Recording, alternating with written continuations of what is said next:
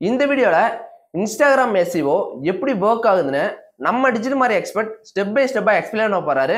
So let start. So first வந்து நீங்க இன்ஸ்டாகிராமோட SEO வந்து எப்படி ஒர்க் ஆகுதுன்னு சொல்லி தெரிஞ்சுக்கணும். இப்போ சப்போஸ் நீங்க எதனா ஒரு போஸ்ட் போடுறீங்க, அந்த போஸ்ட் வந்து நிறைய பேருக்கு ரீச் ஆகணும் அப்படின்னா இந்த இடத்துல வந்து எதனா ஒரு இடத்துல வந்து உங்க போஸ்ட் வந்து காட்டணும். இதுதான் வந்து பப்ளிக் காலம். ஃபார் யூ அக்கௌண்ட்ஸ் இருக்கும், audio tags, places. So example நான் வந்து ஒரு ஃபேஷன் பத்தி நான் தேடுறேன் அப்படின்னா நான் வந்து ஃபேஷன் சம்மந்தமா வந்து ஒரு ஒரு ஒரு பேஜ் வச்சுட்டு இருக்கேன். அந்த பேஜ் இருக்க ஒரு போஸ்ட் வந்து முன்னாடி வரணும் அப்படின்னா நீங்க அதுக்கேற்ற மாதிரி வந்து எஸ்இஓ பண்ணணும். நீங்க அதுக்கேற்ற மாதிரி வந்து கைட்லைன்ஸ் ஃபாலோ பண்ணி போஸ்ட் போடணும். ஓகேங்களா? ஸோ என்னோட கோல் என்ன அப்படின்னா இந்த சோஷியல் மீடியாவில் வந்து நான் என்னோட நிறைய பிராண்ட் அவேர்னஸ் எடுத்து வரணும் அப்படின்னா என்னோட கோல் என்னன்னா வந்து என்னோட போஸ்ட்டை வந்து இந்த எதுனா ஒரு பிளேஸ்ல வந்து வர வைக்கிறது. அதுதான் என்னோட கோல். ஸோ அதை நோக்கி தான் நீங்க ஒர்க் பண்ணணும். ஓகேங்களா? அதை நோக்கி ஒர்க் பண்ணும்போது இங்க வர வைக்கிறதுக்கான ரேங்கிங் ஃபேக்டர் என்ன அப்படின்னு சொல்லிட்டு பாத்தீங்கன்னா வந்து ஃபர்ஸ்ட் வந்து இன்ஸ்டாகிராம்ல வந்து ஃபர்ஸ்ட் நீங்க ஹேஷ்டேக்ஸ் மூலமா தான் தேட முடியும். ஆனா இப்ப வந்து ஜஸ்ட் ஒரு வேர்ட் போட்டு கீவேர்ட்ஸ் மூலமா தேடலாம். அப்போ சர்ச் டெக்ஸ்ட் வந்து ஒரு ரேங்கிங் ஃபேக்டர். உங்க கேப்ஷன்ல நீங்க யூஸ் பண்ற அந்த வேர்ட்ஸ் கீவேர்ட்ஸ் வந்து ஒரு ரேங்கிங் ஃபேக்டர். ஓகேங்களா? அடுத்து வந்து யூசர் ஆக்டிவிட்டி.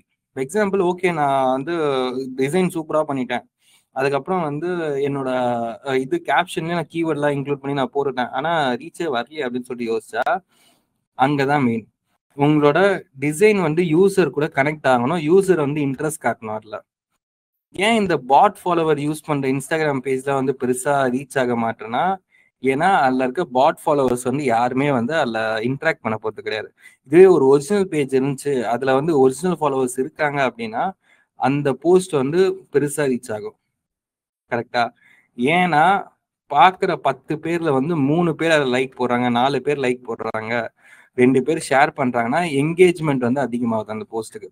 ஸோ இன்ஸ்டாகிராமுக்கு அல்கோரிதம்க்கு என்ன ட்ரிகர் ஆகும் அப்படின்னா ஓகே இந்த போஸ்ட்டுக்கு நிறைய என்கேஜ்மெண்ட் வருது, இதை வந்து இன்னும் நிறைய பேருக்கு ஷோ அப் பண்ணலாம் அப்படின்னு சொல்லிட்டு உங்க போஸ்ட் வந்து இன்னும் ரீச் பண்ண வைக்கும், ஆர்கானிக்கா ரீச் பண்ண வைக்கும். ஓகேங்களா? User activity plays a major role here. Fine. And இன்னொன்று வந்து என்னன்னா பாப்புலாரிட்டி சிக்னல்ஸ். நான் ஆல்ரெடி சொன்ன மாதிரி வந்து ஒரு பெரிய ஒரு கண்டென்ட் கிரியேட்டர் இருக்காரு, ஒரு பெரிய செலிபிரிட்டி இருக்காரு, ஆர்எல்ஸ் வந்து ஒரு பெரிய வெல் நோன் ஃபேஸ் ஒருத்தங்க இருக்காங்க, வெல் நோன் பேஜ் ஒருத்தங்க, பிராண்ட் ஒருத்தங்க இருக்காங்கன்னா அவங்க போடுற போஸ்ட் வந்து ஆல்ரெடி நிறைய பேர் அதை பத்தி பேசிட்டு இருப்பாங்க. ஸோ அதனால வந்து அது வந்து ஈஸியா ட்ரெண்ட் ஆயிடும். அதனாலதான் செலிபிரிட்டிஸோட போஸ்ட் வந்து நிறைய ஆர்கானிக் ரீச் எடுத்துட்டு போகும்.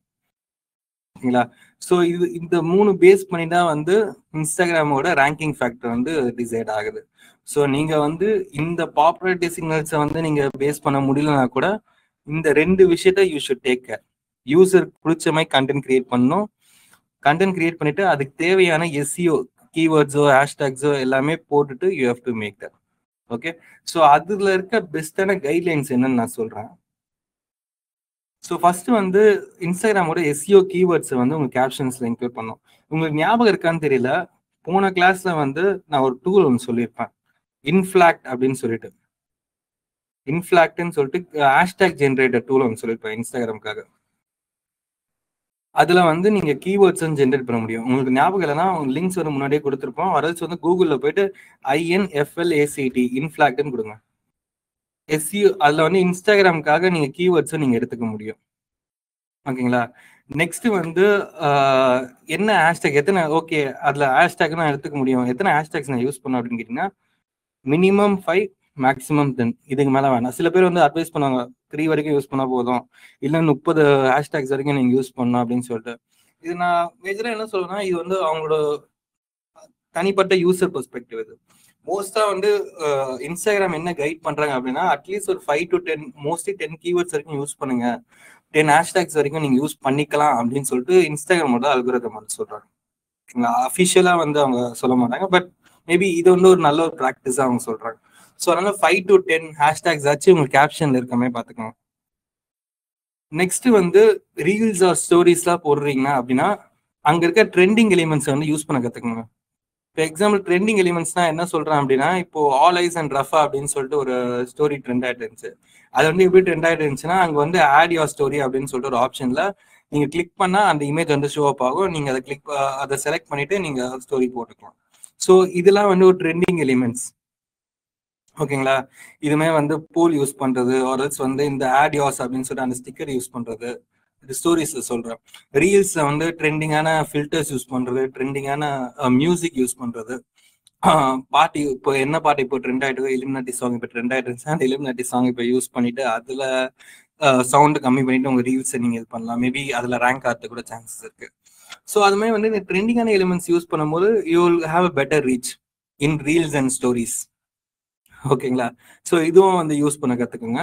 அண்ட் நெக்ஸ்ட் வந்து நீங்க போஸ்ட் நீங்க போடும்போது நீங்க மொபைல்ல போடுறீங்களோ இல்லைன்னா லேப்டாப்ல போடுறீங்களோ, போஸ்ட் போடும்போது கீழே வந்து அட்வான்ஸ் செட்டிங்ஸ் அப்படின்னு சொல்லிட்டு ஒரு ஆப்ஷன் இருக்கும். நீங்க சும்மா கூட ட்ரை பண்ணி பாருங்க. இன்ஸ்டாகிராம் போயிட்டு ஜஸ்ட் எதனா ஒரு போட்டோ அப்லோட் பண்ணிட்டு போஸ்ட்னு கொடுக்கும்போது கீழே அட்வான்ஸ் செட்டிங் அப்படின்னு சொல்லிட்டு ஒரு ஆப்ஷன் இருக்கும். அந்த அட்வான்ஸ் செட்டிங் கிளிக் பண்ணீங்கன்னா ஆல் டெக்ஸ்ட் அப்படின்னு சொல்லிட்டு ஒரு ஆப்ஷன் வரும். அந்த ஆல் டெக்ஸ்ட் வந்து நீங்க உங்க போஸ்ட் வந்து என்ன அப்படின்னு சொல்லிட்டு அது வந்து எப்படி சொல்றதுன்னா வந்து ஒரு ப்ரௌசருக்கு வந்து நீங்க வந்து ஒரு டெக்ஸ்ட் மூலியமா சொல்றது, மீடியா மூலியமா சொல்லாம ஒரு டெக்ஸ்ட் மூலியமா சொல்றது. எக்ஸாம்பிள் இப்போ டாப் 5 டென்டல் டிப்ஸ் அப்படின்னு சொல்லிட்டு நான் ஒரு போஸ்ட் கிரியேட் பண்றேன். அது வந்து நான் என்னோட டிசைன்ல தான் நான் கொடுத்துருப்பேன். டிசைனுக்குள்ள தான் டாப் 5 டென்டல் டிப்ஸ் அப்படின்னு சொல்லிட்டு கொடுத்துருப்பேன். ஆனா அதை வந்து ஒரு ப்ரௌசர் வந்து அதை எடுக்கும் போது அதுக்கு வந்து மீடியாவா தான் போகுமே தவிர்த்து நான் உள்ள போட்டிருக்க டெக்ஸ்ட் அதுக்கு போகாது. கரெக்டா? அப்போ அதோட ஆல்டர்னேட்டிவ் டெக்ஸ்ட் என்ன அப்படின்னு சொல்லிட்டு கொடுக்குறது தான் இந்த ஆல் டெக்ஸ்ட். ஆல் டெக்ஸ்ட்ல வந்து நான் என்ன கொடுக்கணும் அப்படின்னா டாப் 5 டென்டல் டிப்ஸ்ன்னு நான் கொடுக்கணும். கிளியர்? நெக்ஸ்ட் வந்து ரைட்டான டைம்ல போஸ்ட் பண்றது.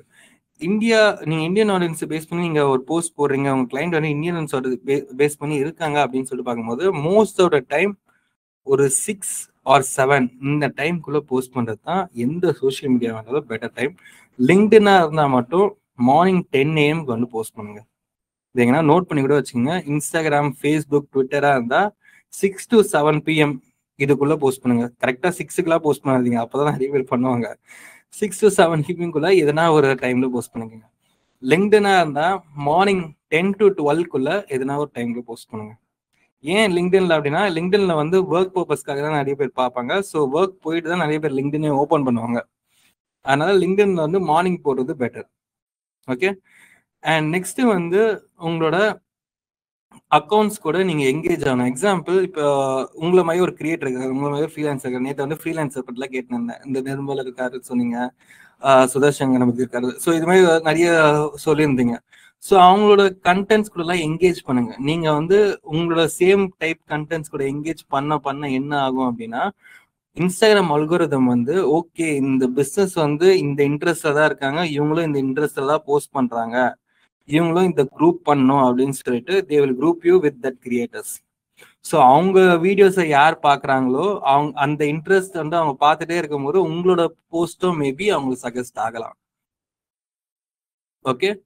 ஸோ அதனால தான் வந்து சேம் அடுத்த பாயிண்ட் என்னன்னா உங்க நீஷ்ல வந்து கன்சிஸ்டண்டா இருங்க. எக்ஸாம்பிள் நீங்க டென்டல் தான் உங்களோட நீஷ், இல்லைன்னா ஒரு டைட்டனோட ஸ்மார்ட் வாட்ச் தான் உங்களோட நீஷ் அப்படின்னா அது பத்தி இருக்க அது சுத்தி இருக்க கண்டென்ட்ஸ் மட்டுமே போடுங்க.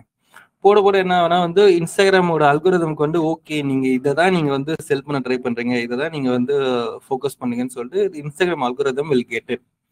நீங்க வந்து டிஃப்ரெண்டா ஒரு வாட்டியும் வந்து ஒரு போஸ்ட் ஒரு டிஃப்ரெண்ட் இதுல இருக்கு அப்படின்னா it will not work out.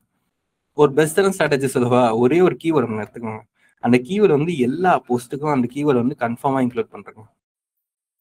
அது வந்து உங்களோட பிரைமரி கீவேர்டா இருக்கணும்.